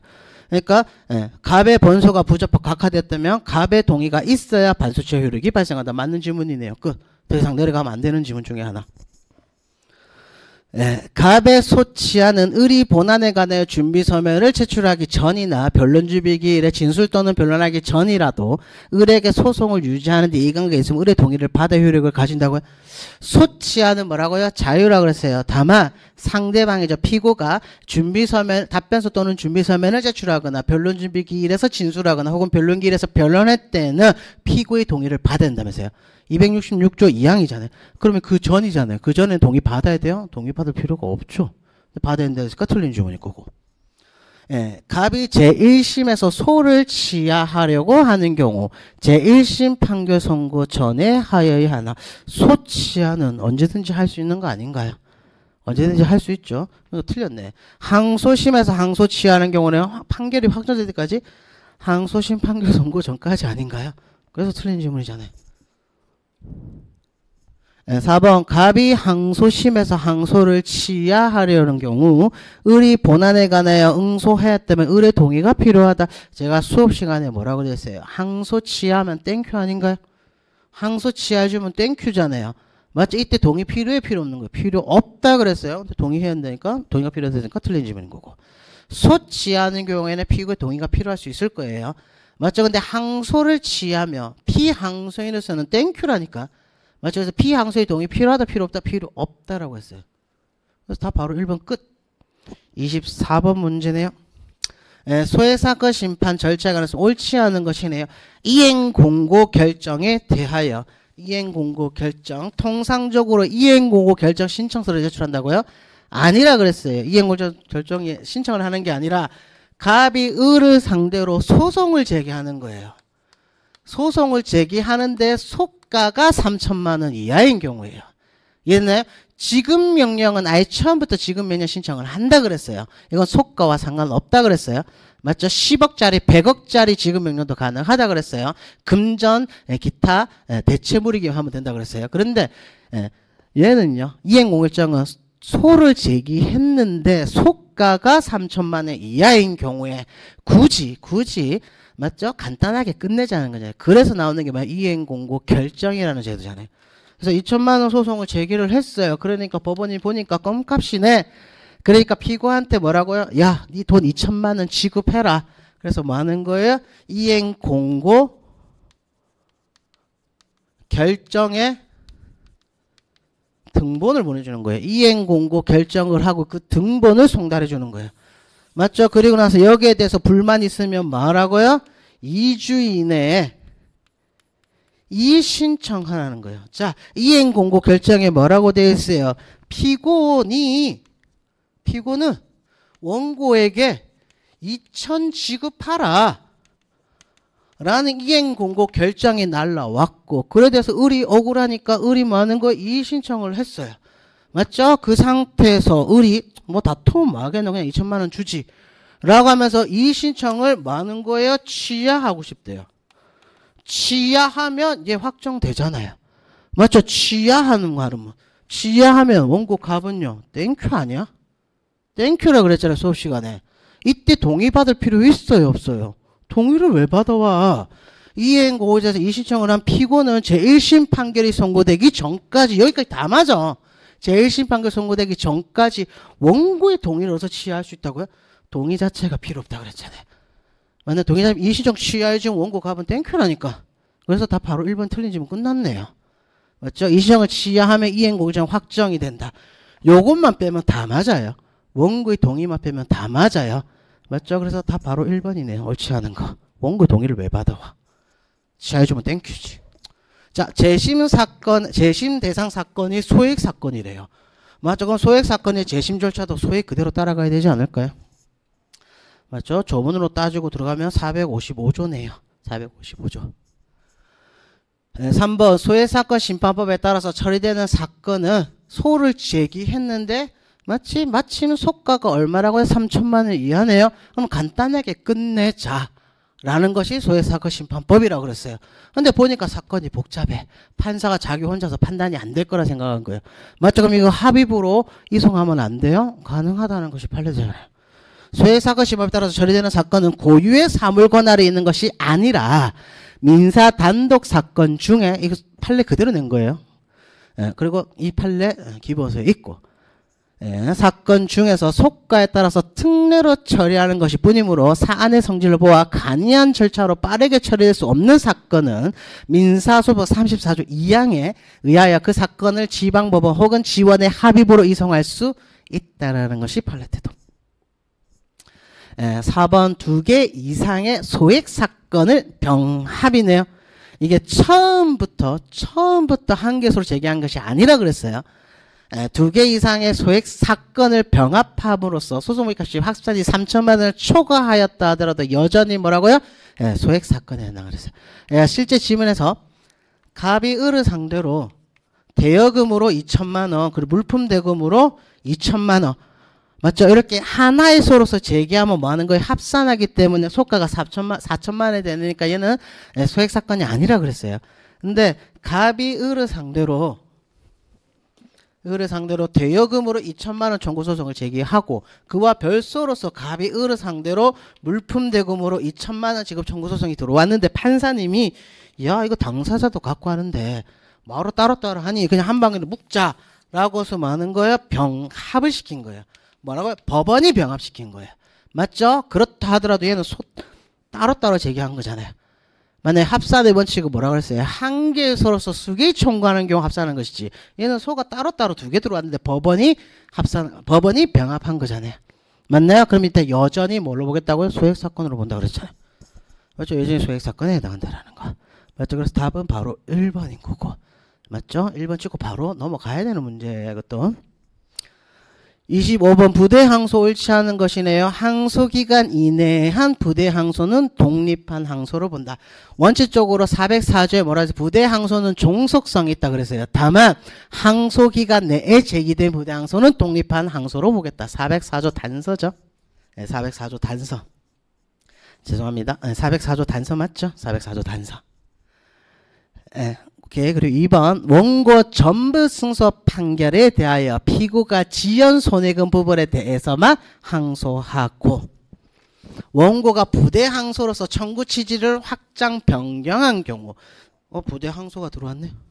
맞죠? 항소심의 제1심 판결의 인용 금액을 초과하여 원고의 청구를 인용한 거 뭐예요? 부대 항소한 거잖아요. 맞죠? 그러려고 부대 항소한다고 하지 않았네. 그래서 불이익 변경금 원칙이 배제된다라는 거. 그래서 원고의 청구를 인용하여도 초과해서 인용하여도 불이익 변경칙에 위배되지 않는다라는 거. 3번 제1심에서 원고가 전부 승소하여 피고만 항소한 경우에도 원고가 항소심에서 청구 취지 확장할 수 있죠. 저거 뭘로 보겠다고요? 부대 항소로 본다고 그랬잖아요. 저거 부대 항소로 본다잖아요. 다만 그에 의하여 피고에게 불리하게 되는 한도에서는 부대 항소로 본다는 것이 판례 태도. 4번 피항소인은 항소권의 포기나 항소기간의 도가로 자기의 항소권이 소멸된 경우라 하더라도 항소심의 변론 종결 전까지 403조잖아요. 맞나요? 항소심의 변론이 종결될 때까지잖아요. 내 지문에 뭐라 했어요? 판결이 선고될 때까지로 했잖아요. 그래서 틀린 지문이잖아요. 맞죠? 부대 항소는 언제까지? 항소심 변론 종결 전까지 가능해요. 부대 상고는 언제까지 가능하다 그랬어요? 상고 이유서 제출 기간 전까지 가능하다 그랬잖아요. 맞죠? 그래서 답은 4번이네요. 판결이 선고될 때까지가 아니죠. 항소심 변론이 종결되기 전까지. 그래서 다 바로 4번이 되는 거고. 만약 우리 시험이라는 게 100분 안에 100문제를 풀어야 되니까 이거 만약에 민사소법 이거 문제만 따로 떼놓고 시간 여유를 가지고 풀면 저는 많이 맞췄을 거라고 생각을 해요. 다만 시간에 쪼들리고 하니까 바로바로 안 떠올라서 조금 많이 틀렸을 수도 있을 것 같기는 해요. 그렇다 하더라도 제가 봤을 때 조금 문제된다는 소리는 안 할게요. 출제위원도 생각을 해서 냈을 거라고 생각하니까 세 문제 정도는 진짜 속옷법으로 풀 수밖에 없었다고 생각을 하고 나머지 22문제에서 22문제에서는 거의 다 기출지문 아니면 맞죠? 모의고사에서 거의 냈다라고 저는 봐줘요. 그렇죠? 그리고 한 가지 이제 조금 제가 작년에도 해설 강의하면서 했던 말인데 예전 시험 같은 경우에는 기출 지문만 달달 외우고 들어가면 충분히 합격할 수 있는 시험이긴 했었어요. 맞죠? 그런데 앞으로 점점 시험 추세가 기본서가 가장 중요해요. 기출 지문 합격할 수는 있어요. 맞죠? 그렇다보다는 기본서 조금 꼼꼼히 보시면서 맞죠? 그리고 안 나왔던 기출 안 됐던 지문들도 한 몇 개 나왔어요. 기본서에는 있음에도 불구하고 기출 안 됐던 지문들이 몇 가지 있거든요. 그 문제를 기본서를 보면서 많이 봤다 그러면 생소한 지문은 아까 얘기했던 그 세 개 말고는 거의 없었을 거라고 보거든요. 그래서 기본서가 가장 중요해요. 그리고 아까 전에 말씀드렸다시피 올해 기본서가 나와야 되는 연도로 해가지고 올해 기출 24년도 기출 문제를 기본서에다가 넣으려고 보니까 판례 3개 빼고는 다 있더라고요. 판례 3개 빼고는 다 있었어요. 맞죠? 그러니까 앞으로 공부하실 때 기본서를 가장 중요하게 봐주셨으면 좋을 것 같아요. 맞죠? 시험 친다고 고생 많으셨고 맞죠? 앞으로 공부하시는 분들을 위해서 얘기한 말이에요. 시험 치신 분들은 학교에서 나갈 거니까. 그러면 오늘 해설 강의는 여기까지 하겠습니다. 수고하셨습니다.